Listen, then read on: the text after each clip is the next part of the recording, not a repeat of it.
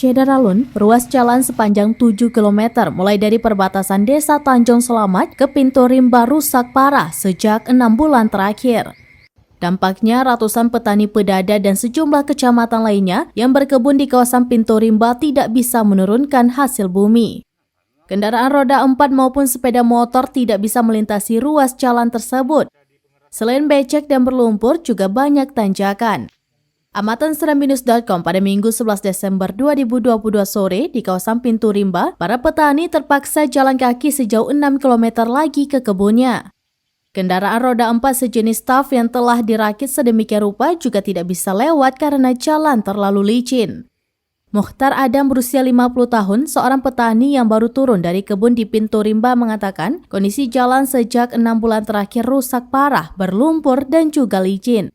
Akibatnya hasil panen mulai dari pisang, pinang, kemiri, coklat, sawit dan lain sebagainya tidak bisa diangkut hingga membusuk di kebun. Petani berharap pemerintah segera membangun jalan tersebut sehingga mereka mudah ke kebun dan mudah juga menurunkan hasil bumi. Dari Biren, Yusmandin Idris, seramnews.com. Dua tena, Pak. Ada 7 kilo nah. Yang rusak berah. Belah di sungai ya. Hmm. Buat sungai. Ini itu yang jet, Pak.